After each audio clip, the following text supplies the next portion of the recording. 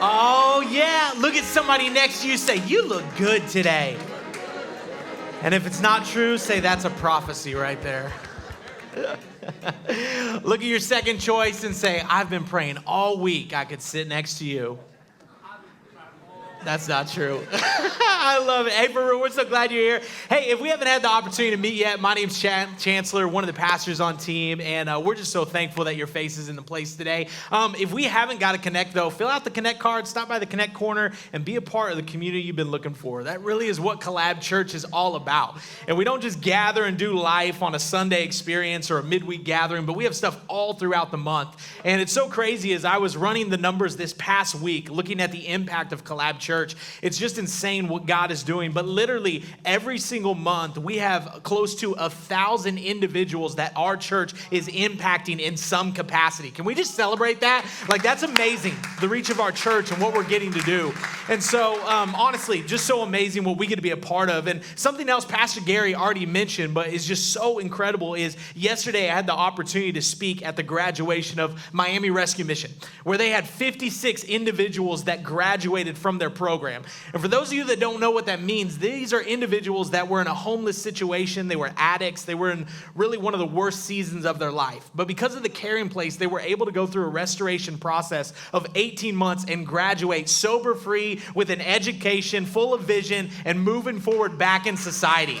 So amazing. And listen, your giving is a part of that. Your giving of every single week, as your giving of your tithe and your offering is paving the way for people that are going through programs like the Miami Rescue Mission to be a part of society. And so I just want to say thank you for your giving and your continued generosity in what God's doing. And so with that being said, if you've been with us for a few weeks now, you know that we're in a brand new series. It's kind of an old series now called God's Grammar. God's Grammar. Look at somebody next to you, say, I speak good.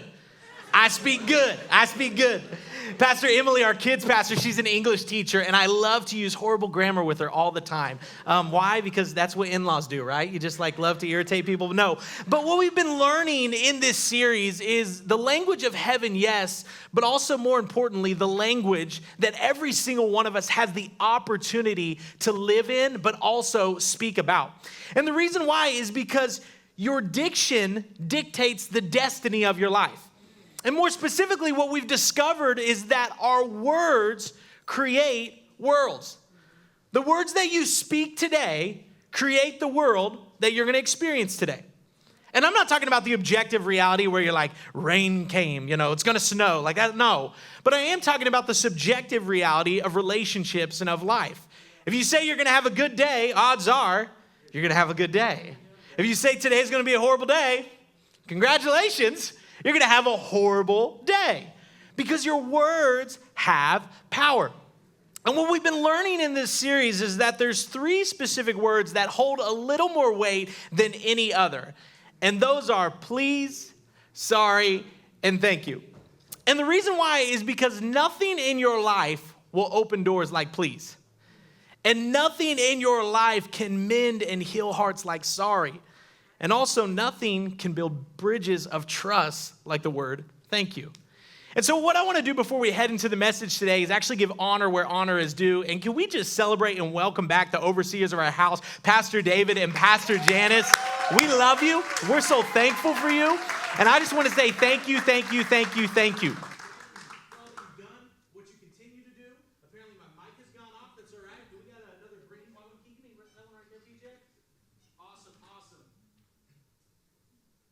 Let's try that again. There we go. Can we give it up for him one more time as it happens?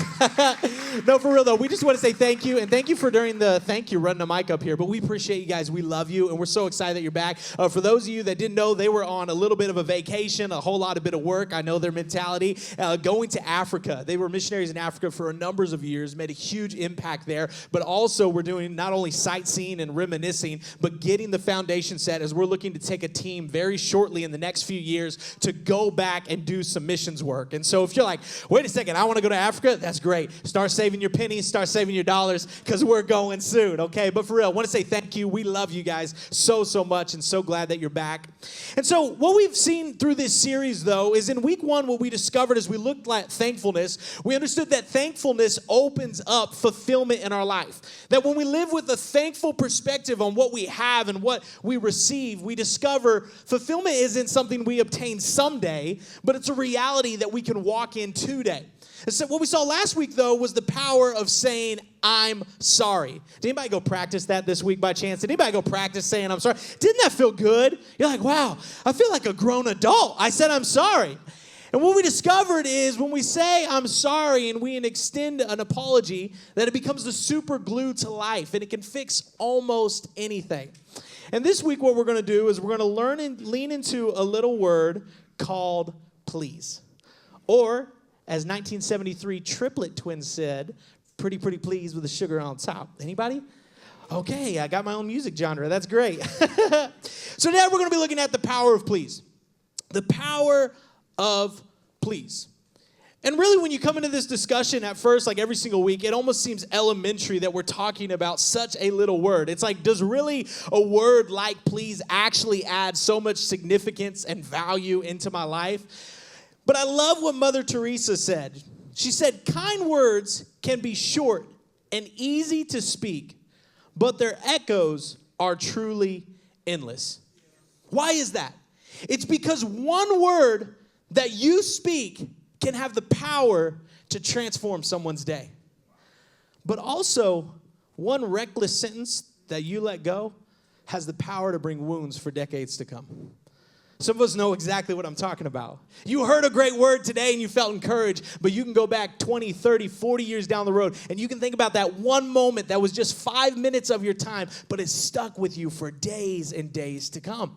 It's the power of our words. It's the power of understanding the reality of the tool that we have. And what I love is the book of Proverbs, a.k.a. it's the Christian fortune cookie book, has a lot that has to say about wisdom. And in Proverbs chapter 15, verse 4, it says this. It says, kind words heal and help, but cutting words wound and maim. So here's my question for all of us today. Do you have lips that heal, or do you have lips that hurt? Do you have lips that build people up, or do you have lips that just break people down? And also, I'll say this. Sometimes the most deadly words are the ones that you don't speak. It's the one when you know I need to give encouragement. I know I need to give hope. I know I need to extend that. But I'm just going to sit back and not let it happen. And I love that Proverbs says that when we speak these words, we have the power to build one another up.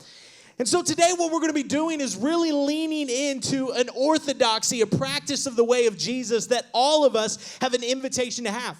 And maybe you're here today and you don't really believe in Jesus. You're kind of just discovering this new spiritual walk of life. Listen, I just want to say first, we're so glad you're here and you chose a great day to come.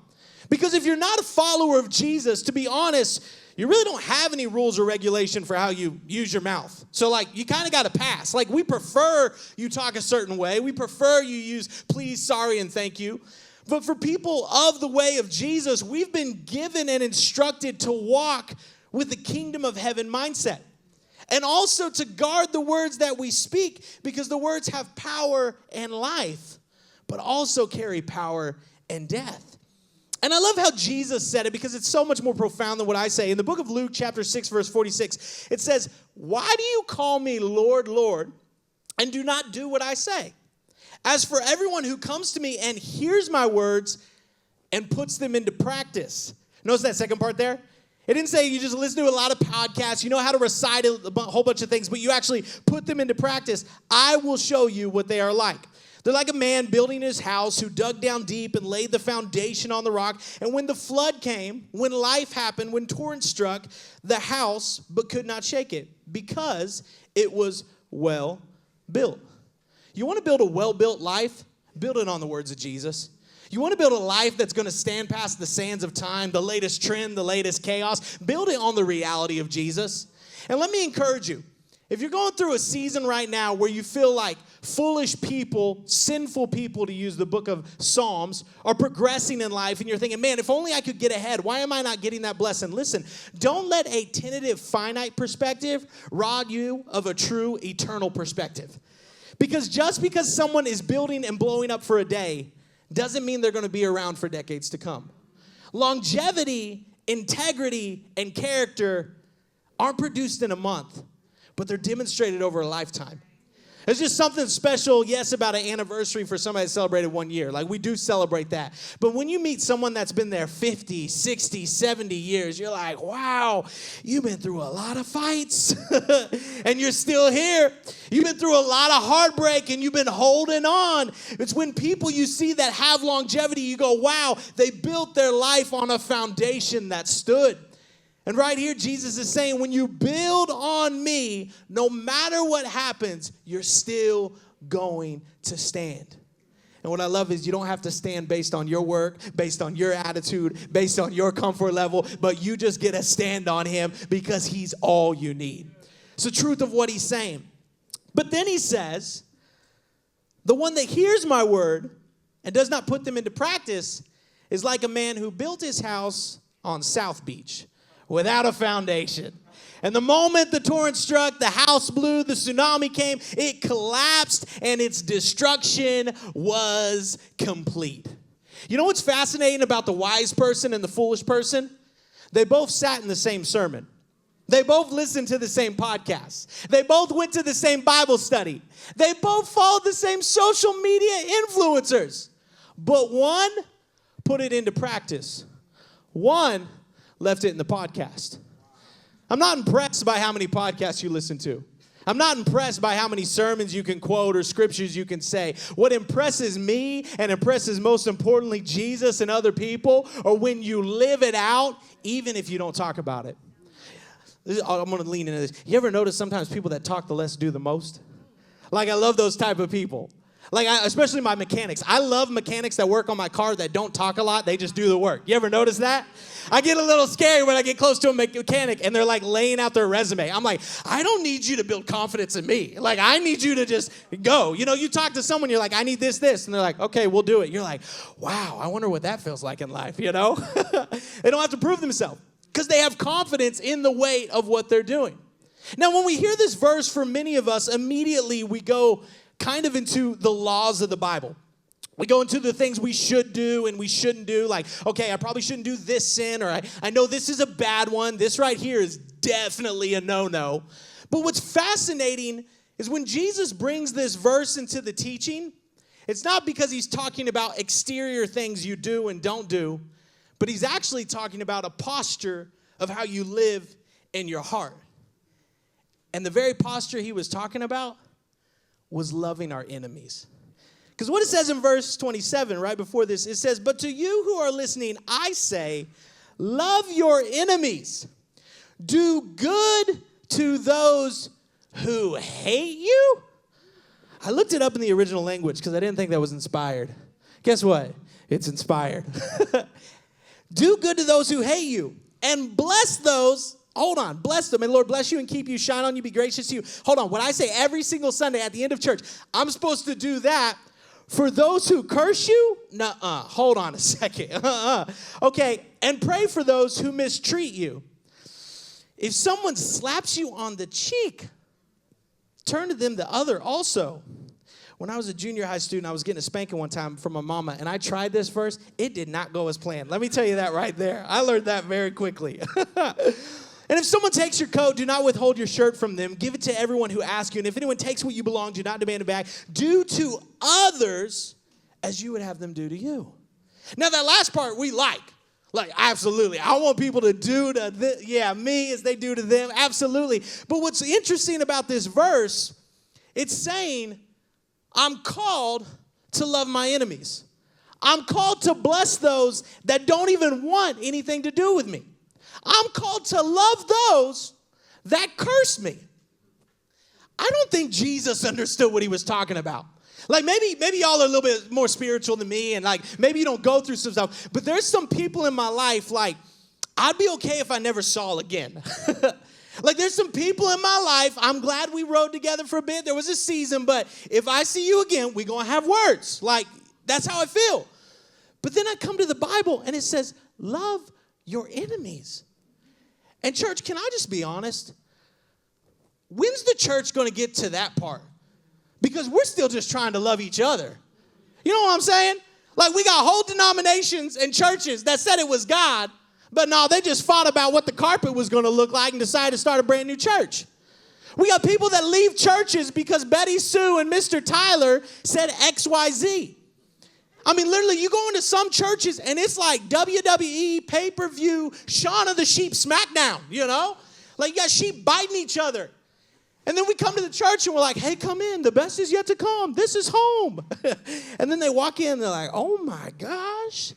Now, I'm thankful when I say that. That's not our church. All things being equal, we got a church that is so encouraging, that's so loving. The number one reason people keep coming back is because people here are nice. Like, I love talking to new people. I'm like, what made you come back to our church? They're like, y'all just nice. And I was like, what? I'm like, really, what else? Like, what else? They're like, just the nice people. Like, I don't know. And they're like, can I serve? I'd want to be nice. And I'm like, sure. And it's because the kindness of God leads to repentance. The kindness of God leads to life transformation. But church, can I say to us, let's be kind people, not just to those we love, but just to those we hate. Like, people that you don't even want to come to this church, can I just encourage you, go home and start praying for them. Go home and even encourage them if you can in some capacity. And listen, I get that this isn't easy to live out. What was so fascinating for me as I was preparing this talk this week, I had to go through something that honestly was not a blessing in my life. It was horrible.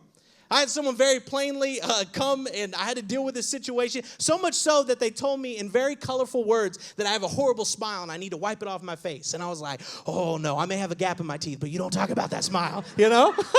I got big floss, by the way, 2 millimeter. That's what I got to use. Anyways, I digress. No, but what's fascinating is literally as I was preparing this message, I got to this part of the verse, and I was like, oh, no. This is where I'm supposed to pray for them. And I was like, Lord, pop their tires. No, I'm kidding. I was like, God, help my heart, because I need to be more like you. Because right now, I don't feel like loving this person. I feel like this person needs, God, help my heart. Help me to be like you. Help me to look like you. Help me to walk like you. Help me to talk like you. And help me to forgive like you. Because when you were dying on the cross, you said, Father, forgive them, for they know not what they do. And right now, if I'm honest, if I was up there on the cross, I'd be like, Father God, get him! Get him! And it's funny, but it's true. But can I tell you, God is okay with you being honest. Because we feel like, oh, I can't say that. God will be upset. God's like, no, I know what's in your heart. I let it happen there. But I also know what I want to make in you, which is a new heart. And God's saying, why don't we become a people that are known for how we forgive? Why don't we become a people that are known for how we love our enemies? And can I say this, church? Let's be a church that is known for loving their enemies. Where they go, man, there's that church at North Miami Beach High School. Like, they really love you if you're brand new. But if they don't like you, they love you even more. Like, can we be that type of church? Can we be that church that just extends grace, that extends mercy? 7 times 70. Like, can we be those people? Because let's be honest, we're going to get to heaven, and some of those people you didn't talk to for decades, you're going to be like, they're here, and they live next to me. I thought you were going there. And they're like, I thought you were going there. And it's like, well, we're here for eternity. We better figure it out. Let's be those type of people. Because if we live that way, we can love that way. And if we love that way, God can transform our way. And we can see greater things than we could ask or imagine. So let's be that type of church. But how does that actually take place? It's through the posture of please. The posture of please. Because listen to this. The power of please is found in the posture of your heart, not the pronouncement of your words. See, a lot of times we get to the surface level talk and it's like, okay, I need to say please more. Like, I'd like to order this, please. Can I have these? But listen, friends, if you speak it out of your mouth, but it's not a posture of what's in here, it's not going to work. Like, I don't know if you've ever raised like high school students or junior high students. All of us can relate because we've been there before. But how many of you know there's some stuff when we were in high school, I said it with my mouth, but I wasn't here in my heart. You know, they're like, you need to say please when you want that. Oh, okay. Can I please have that? Huh? And you're like, oh, your heart is nasty right now. Like, that is not good. And that's why we have to understand that please has little to do with what comes out of our mouth, but the posture of our heart. And so here's 3 compounding truths that we have to understand about the reality of please in our life. And the first one is this right here. The reason we have to have please is because please keeps us humble. Look at somebody next to you, say, you need to be humble. You need to be humble. I love this story that I've heard my entire life. It's about this little boy who's talking to God. And he's having this conversation with God, and he's like, God, I have a quick question. He's like, yeah, my son, what's that? He's like, how long is like 1,000,000 years to you? And God's like, oh, son, for me, like 1,000,000 years is like a minute. And he was like, oh, a minute. He's like, God, what about like $1,000,000? How much is $1,000,000 to you? And he was like, well, son, it's like a penny. And he was like, okay. He's like, God, can I have a penny? And he was like, sure, my son. Why don't you wait a minute? You get it? So you made that a slide? I like totally took the joke away. That was great. So if you want to recite that, I guess there it is. Let's go, production team. So there it is. Now, the reason I love that story is because it very quickly paints the picture. We're not in control of our lives. We feel so in control. We feel like we're these mini gods. Like, we got up today, you made your plans. You're like, I'm going to go to church, and I'm going to get my hair done, or I'm going to the restaurant, or I'm going to work out. But the reality is, you may not. Anything we do is by the grace of God, and anything we do is ordained and allowed by God. I love what Tim Keller said, the amazing theologian who just passed away this last week. He said, the Christian gospel is that I am so flawed that Jesus had to die for me. Yet I'm so loved and valued that Jesus was glad to die for me. This leads to deep humility and deep confidence at the same time.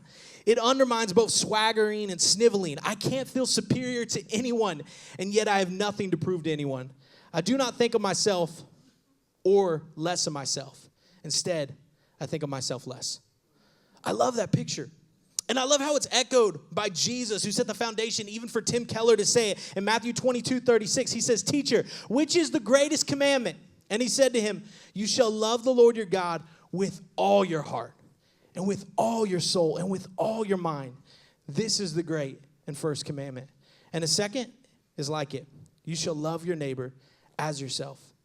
See, whenever we walk in a posture of please, what we realize very plainly is I don't deserve anything, but I've been graced and given everything. See, when you realize this posture of please in your heart, it makes you have to humble yourself and go, God, can I please have this?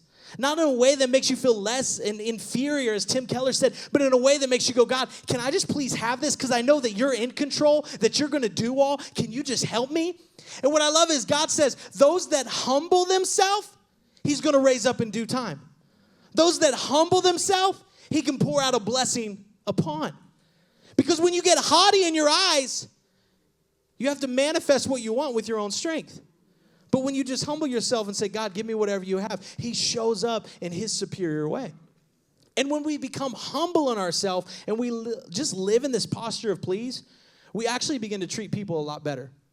This is a rule of life I live by, and it's free, so you can take it for yourself. But what I do for every single person I encounter, I realize this. They're my superior in some way. In some way, they're my superior.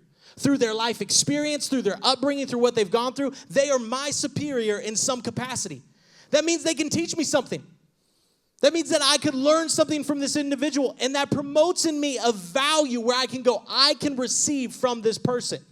And when we live in that posture, we're able to humble ourselves, but it creates a second step of maturity we can take into where please now helps us to have faith we couldn't have regardless.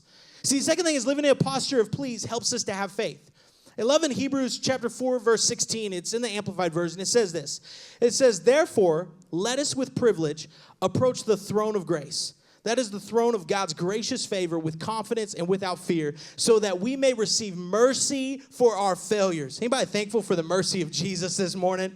And find his amazing grace to help in time of need. And watch this, an appropriate blessing coming at just the right moment.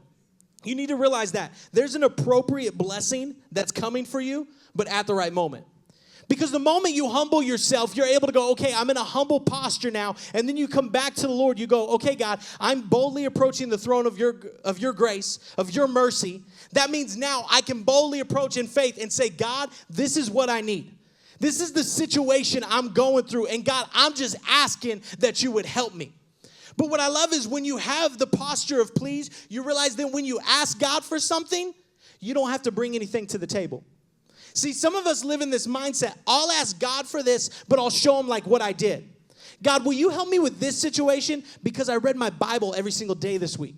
God, will you help me with this situation because I've been fasting and I haven't said too many bad words this week? God, would you help me with this situation and I'll never do that again? Listen, friends, you don't have to convince God to love you. You don't have to convince God to shower his mercy on you. No, it's just new each morning, whether you believe it or not. That's how he functions. That's what he's doing. And it's saying at the appropriate time, he's going to bring that to you, even if you don't think you deserve it. See, in the Bible, there's this story about a Canaanite woman that actually came to Jesus. And a lot of times in churches, a lot of people don't talk about this verse because this is the moment in the Bible when Jesus called this woman a dog. Anybody remember that story? Okay, he's like, hey, this woman's a dog. Well, if you know me at all, I love to talk about that. So here we go, okay? Matthew chapter 15, verse 22, it says, and behold, a Canaanite woman from that region came out and was crying, have mercy on me, O Lord, Son of David. My daughter is severely oppressed by a demon. But he did not answer her a word. And his disciples came and begged him, saying, send her away, for she is crying out after us. And he answered, I was sent only to the lost sheep to the house of Israel. But she came and knelt before him, saying, Lord, help me. And he answered, it is not right to take the children's crumbs that fall from the master's table. And he said, it's not right to take the children's bread and throw it to the dogs. And she said, yes, Lord, yet even the dogs eat the crumbs that fall from their master's table. Then Jesus answered her, O woman, great is your faith. Be it done for you as you desire. And her daughter was healed instantly. Amen. Now, I love the ending of that story. But if you're like me, when you first read that, you're like, Jesus just called this woman a dog. Like, how are we going to embrace that? You know, like, come here, Sprout. Like, come on, bro. Like, okay, that's my God. Like, I don't know what I'm going to do with that. But what we have to understand is the culture and the context of the time. Because as Jesus is coming and he's walking this way, the disciples that he were walking with, as all of us know, were Jewish. And in that day and age, whenever someone was not Jewish, because racism was so extreme in that society of that time, yes, in some ways like today, but even more, what they would do for anyone that was a Gentile or anyone that was unclean, they would reference them as dogs. And so what they're saying is, listen, this person is a dog. They're vile, like a wilderness animal. They can't be a part of the life. They're unclean. And so this woman who's identified as a dog in society, that is marginalized from the story of grace according to the Jews, comes to Jesus and begins to cry out, O Son of David, have mercy on me. Here's what you have to understand. By her saying that, she was identifying with the posture of please. Because that terminology was literally the terminology you would use to identify this one is the Messiah, this one is the Savior, this is the one we've been praying for. So it was only given to that. So she said, you are the way and the only way. So she comes out and she's crying out to Jesus. But did you notice that Jesus didn't even turn and look her way? It says Jesus didn't even talk to her. And the disciples had to come up and talk to him. Friends, can I tell you, the reason Jesus didn't talk to her, not because he didn't want to talk to her, he actually wanted her to get a little bit closer. See, some of you in your life right now, you've been talking to God and you're wondering why he's not talking. It's because he wants you to get a little bit closer. He doesn't want to yell at you across the room and tell you what you need to do. But he wants you to come sit at his feet, rest, and receive some loving instruction of what he's already set before you to do. Some of you need to quit going, Jesus, tell me what to do. I'll do it. I'll do it. I'll do it. And some of you just need to come and just be with the one that's already done it. Because he's got grace for you, my friend. He's got rest for you, my friend. And he's not waiting on you to perform and get your stripes of Christendom, but he's saying, come, my son, my daughter, the work is already done. So the disciples come to him. They're like, listen, we need to cast this woman away. And Jesus, in the most educated way, literally being a master of words right here, begins to flip the script on common culture so he can demonstrate grace. And he goes, okay, but wait a second. I only came for the people that can sit at the table of grace and mercy. I only came for the ones that are called. And the disciples would be like, yeah, that's why you're here. And he goes, okay, let's go talk to her for a second. So she comes up, she begins to have a conversation with Jesus. She's like, listen, I need you to do this. And he goes, okay, but listen, he's like, I can't give crumbs to the dogs. But what's fascinating, in the original language, he wasn't using actually the same word of dog, which meant dog in the wilderness. He was using the language of puppy or a house pet. And you're like, well, I guess that's a little bit better. But what he's saying is, no. You, my daughter, I need you to realize you actually identify with this house. No, you think that because of how you were born, how you were raised, that you're ostracized and you can't come to the table of mercy. Can I tell you, I see you and you're allowed in the presence of mercy. But here's what I love. Jesus doesn't just stop the conversation there. Jesus continues the conversation. See, that's why when we read the Bible, we don't just read in a static mindset saying one verse and done, but we look at the progression of what Jesus is doing. Because Jesus is reminding this lady, listen, you're called, there's a purpose on your life, he has something for you, and you need to believe it. And sometimes we don't believe it. That's why Jesus has a conversation.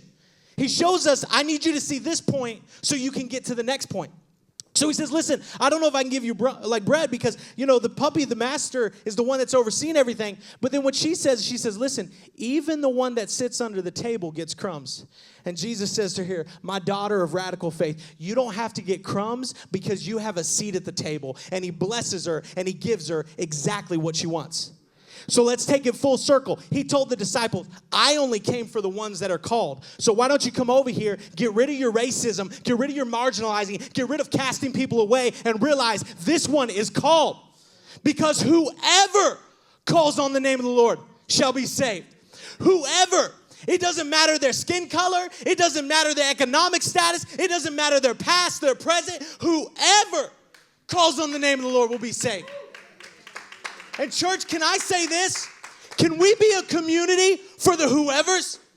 Can we be a community when people walk in here that we say, I don't care what you look like. I don't care what you're going through. I'm glad you're here. I literally was downtown talking to so many of those individuals at the Caring Place. Some of them are still homeless. Some of them are in transition. And they're saying, man, I can't wait to get out of this program. I'm immediately coming to your church because I felt loved and seen there. They said, I felt valued and I got to come back. Can I say the moment they get here, it doesn't matter what they look like, what they smell like. Can we throw our arms around them and say, you're home? That's what this city needs. It needs people that are willing to go on the journey to bring people to the proper level. And then it needs people that are going to say, listen, come sit at the table of grace and drink to fullness what God has for you. And when we live in a posture of please, we can be the primary candidates that can see that reality come to our city. We can be the primary people that can be used by God in that exponential way. So the second thing that we have to do is we have to make sure that we're in that posture of please and have that faith. But the third thing right here, this is the second thing. This is the third step, that we get to take. It's this right here. How please reminds us of grace. When you live in a posture of please, you understand grace upon your life like never before. See, here's a trap that the enemy loves to use in your life. It's called the accuser trap. Because remember, the enemy comes to steal, kill, and destroy, but he's known as the accuser. Day and night, he's calling out and saying, this is why you don't deserve a relationship with the Lord. This is why you don't deserve the abundant life God has for you. So what happens is, the enemy, this is what happens all the time. What the enemy does is he loves to allow you to get like a good streak going with Jesus. Anybody ever had that good streak before? Y'all know what I'm talking about? It's been that week, like every single day you've been on the Bible app. Maybe you fasted a little. You gave a homeless man $5, you like had a little word of prophecy, and then I don't know, you go to like Chick-fil-A and they give you a sandwich and free fries and you're like, hallelujah, thank you, Jesus, Or maybe it's like me, you open your Publix app and they had BOGO on ice cream. Come on, somebody. That's a good day right there. Come on.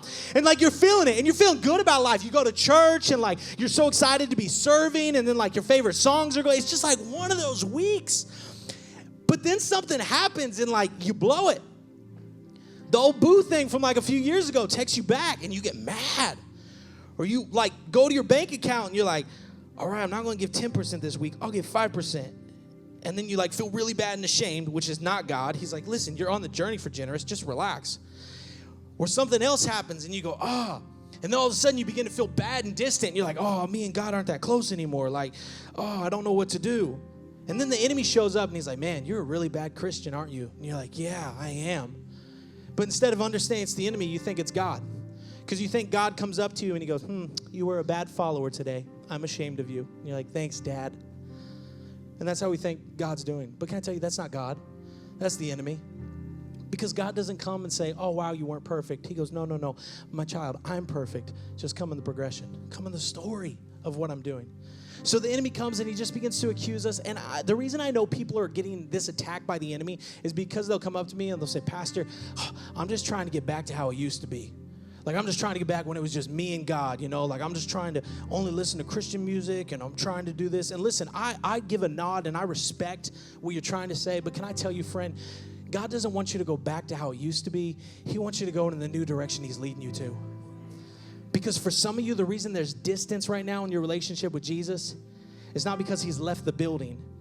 He's, like I said earlier, wanting you to get closer so you can hear him in the building. Because he's expanding the building of your territory. It's the prayer of Jabez. But he needs to make sure you don't go sit in the corner when he's called you to be in the center of the room. And what I love is, in the story of Peter, we see how this plays out very quickly. Luke chapter 22, verse 55, we're going to dive there in a second. This is the story of Peter. For those of you who remember, one of the 12 disciples, those of you who know, like this was like the Michael Jordan of the disciples, okay? This is like the LeBron James, all right? I don't know which one you like, all right? Okay, so this is like the who's who. And so Peter's known for his confidence, known for his faith. He's also like me, known for sticking his foot in his mouth. If you've been here for a few sermons, you know I do that, okay? So listen, like Peter had his good and his bad, but he's known as the one that is the rock, that is the triumph, literally has impacted Christendom close to Paul in so many amazing ways, impacted society in a lot of the ways the Western world thinks. So this is Peter. But in this story we're about to read, we see this is the moment where Peter actually denies Jesus. Verse 22:55, it says, when they had kindled the fire, Jesus is he's in the room, he's getting tried, he's about to be crucified. Peter had just told him, I'm never going to leave you. He's like, I'm never going to walk away. And Jesus said, listen, before the rooster crows twice, you're going to deny me tonight. And he goes, nah, that's not going to happen. And it says, when they had kindled a fire in the middle of the courtyard and sat down together, Peter sat down among them. And then a servant girl, a little junior high girl, comes up, seeing him, and sat in the light. And looking closely at him, he said, hey, this man was also with him. But he denied it. He said, no, woman, I do not know him. Here's what's fascinating to me. In that day and age, children didn't have any authority or power. They weren't allowed to stand up and actually give acquisitions. They weren't actually able to stand up and give accusing, even in a court of law. And so what's crazy is something that didn't even count in current society, Peter was allowing to define his life. Here's my question. What doesn't count in your current life that you're allowing to define your life? Some of you have trauma in your past that doesn't count today, but you're still allowing it to dictate today. Some of you are so afraid of the future, of a reality that isn't even true, you're allowing it to control your present. Can I tell you, don't allow what isn't credited in your story create credit for your story. Realize that truth today. And then it goes on and it says he denies him 2 more times. And then in verse 60, Peter said, man, I do not know what you are talking about. And immediately, everybody say immediately, while he was still speaking, the rooster crowed. Exactly what Jesus said. Here's what's fascinating. In this moment right here, Peter just committed the unforgivable sin. Because Jesus said, if you deny me before man, I'm going to deny you before my Father. And Peter went the distance and did it 3 times. So that's Peter. God's calling me. He's got a purpose. I ride with him. I did everything. We saw the wonders. We saw the massive conferences. We did it all. And now he gets to the point of the story where he's denied Jesus. And he goes, okay, I guess I'm going to go back to how life used to be. The story goes on where Jesus returns. We all know Easter resurrection. But for Peter, he goes back to his old life of just being a fisherman. And so one day we see the story in John chapter 21 where Peter is out there, 7 of the disciples total, and they're fishing. And they're not catching anything. And so he's sitting there, and I can only imagine so often the one that he loved, Jesus, he's just reflecting about how he failed over and over. And it says while they're fishing, they're catching nothing, and then some random person on the shore begins to yell out and tell them what to do. How many of you like that? When someone random in life just tells you what to do, you're like, okay. So this random guy shows up on the side of the shore. He's like, hey, did you catch anything? They're like, no. They're like, all right, I got an idea. And he gives them like this Johnny Morris Bass Pro wisdom, tells them throw it on the other side. And then all of a sudden they pull up all these fish. I mean, just tons and tons of fish. And then Peter, seeing the miracle, understanding the presence of God, because here's the reality. When you've encountered the presence of Jesus, you'll always know the presence of Jesus. He goes, this is my king. This is the one I know. This is my Messiah. And he says, I got to go. And so they pull the boat up, and Jesus is there, and he's cooking breakfast. And I got to tell you, I'm excited about heaven. Yes, for the Last Supper, but I'm more excited about first breakfast. Like, come on, somebody. Like, Jesus cooking flapjacks. Hello. Like, it's going to be so good. And so Jesus is sitting there. He's cooking breakfast. He calls the disciples over. And I imagine at first Peter is so excited. He's like, this is my Jesus. This is my God. And he goes, this is the one with my life I denied. Let's see how this goes. So he comes up close to Jesus. Jesus is serving the food. And he's like, he looks at Peter. He's like, hey, Peter, how you doing? He's like, I'm good. And he looks at Peter. He's like, hey, Peter, do you love me? And he's like, Jesus, you know I love you. Like, you know, like, I'm here. He's like, okay, feed my sheep. He's like, okay, cool. He asks him a second time. He's like, Peter, do you love me? Jesus, you know I love you. I do. I really do love you, Lord. Okay, feed my sheep. And then he asks him a third time. Hey, Peter, do you love me? Yeah, Lord, I love you. I think.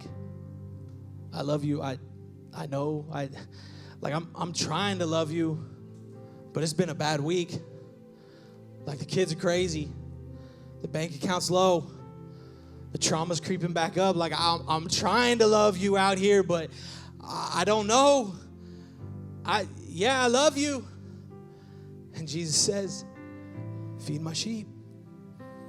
And can I tell you the reason Jesus asked Peter if he loved him was not so Jesus could be reminded of Peter's love, but so that Peter could be reminded of Jesus' love. Because the reality is, the only reason Peter could love Jesus is because Jesus first loved Peter. We only love because he first loved us. He found us dead in sin, in the muck, in the mire, and he said, I love you, and I'm picking you up. And so many times what we do is we come up to life and we're trying to prove it to Jesus. We're doing the best we can. We're working hard. And then a moment like this happens where we fail. And we go, Jesus, I'm trying to love you, but I don't even know. Like, I don't even know if I can. I don't even know if I do. Like, I say I do, and then I go back to my old ways. I say I do, and then I talk to my kids and my spouse this way. Like, I don't even know if I really love you. And Jesus is saying the same thing to us he's saying to Peter. It's okay. I know you love me. I just need you to know that I know that you know that I know you love me. Some of us need to be reassured today. Jesus knows that you love him. Jesus knows you're doing your best. He's not mad at you. He loves you. He's desperate for you. And he's tired of you going through the wheel over and over and abusing yourself for failing. Listen, my friend, the work of grace is not determined by you. It's not dictated by you, but it is all because of Jesus. And we got to get back to that. Because listen, I'm all down for a good free will theology. Listen, I love to control my destiny in my hand. But there's moments in life you just got to realize he's sovereign. And he's sovereign. In the good, in the bad, he's sovereign. And in his sovereignty, in his perfect will, he chose to love you. And he chose to give you the gift to love him. And he doesn't need you to give it back to be like, oh, you did a great job. He just goes, no, I just want you to experience it because it's an intimate relationship. And he says, Peter, I need you to remember you love me. And then right after that, he says to Peter, the very thing, same thing he did at the beginning of their relationship. Come and follow me. Because before the failure, before the mistakes, he said, come be my disciple. But then after the failure, after the mistake, he's like, listen, Peter, I saw that coming. Come and be my disciple. I've gone away and I've prepared a place for you. In my Father's house, there's many rooms and your name's on it. And I ain't scratching it off. I already paid for it. Like the contractor came, they built the house, they put their name, like it's your mailbox. And no one else is moving in. And you don't need to have first and last and deposit like Miami. Because when he gave his life on the cross, he deposited in your account and he said, come home. But before you come home, why don't you go tell some other people they need to come home? Because dad's missing them. And I just want to see my kids. And church, I'm sorry I'm emotional today, but when I was downtown, I was just gripped. This city doesn't need more rules. It needs more love. It needs safe places for people to come and be broken. And safe places for people to come and be conduits of restoration. Because this is what Jesus does. And listen, I just got to give you one more thing. This is the last thing I promise. I know you paid extra to be here today. Just kidding. That's a horrible joke. Matthew 26:34, Jesus said to him, this right before Peter denied. He said, truly I tell you, this very night before the rooster crows, you will deny me 3 times. This is so important. You got to realize this. This verse right here, I'm about to break some of y'all Sunday school teaching, has nothing to do with chickens or Chick-fil-A. I thought Chick-fil-A was in the Bible. It's not, okay? This actually isn't a chicken or a rooster it's talking about. And you see this because in the book of Maccabees, it lays out very clearly so much about history. But chickens and roosters were unclean animals. They weren't allowed in Jerusalem. Like if you saw a chicken, like it was not a good day for the chicken. It wasn't like Miami where you turn down the highway and there's a pig, a rooster, a goat, and something else. Like no, like chickens were not allowed. And what this was referencing was actually the blast of a trumpet in the temple at the rooster hour. What would happen is early in the morning, the priest would go out and he would blow this trumpet, and it was signifying the temple was being cleaned. And in the book of Maccabees, you see very clearly this happened at a specific minute and moment of every single day. And so what Jesus is telling him is not saying, hey, before the chicken cries out, you're going to deny me. No, Jesus is saying, listen, I know the exact minute that you're going to fail me. And in your failure, I'm going to go give my life on a cross and prove to you I love you. Because in your darkest moment, I'll be your brightest star. In your brokenness, I'll be your blessing. And in your pain, I'll be your purpose. And he's saying, Peter, I know exactly when you're going to fail me, but I know also the exact moment I'm going to restore you and make you whole again. Listen, some of you in here have failed, and you think you surprised God. You think God leaned over from the cloud, saw you, and was like, oh, Gabriel, don't look. Listen, no, God saw your shortcomings, and he's made a way when there was no way. God saw when you weren't going to hit that bar, and he said, no, it's all right. I got this. I'm going to take care of you. God has seen your lows. He's seen your highs, and he's saying, it's okay. You're my son. You're my daughter, and I have an abundant life for you. And some of you have been walking with a limp because of your past, and I'm telling you, it's time to run again. God's got an abundant life for you, my friend. And it starts when we understand the posture of please. Because when we get in this posture, we can humble ourselves to what the Master has. We can have faith to believe him for the miraculous. And we daily can be reminded of the radical grace he has for every single one of us. May we be a community that thinks this way. But more importantly, may we be a community that lives this way. Amen.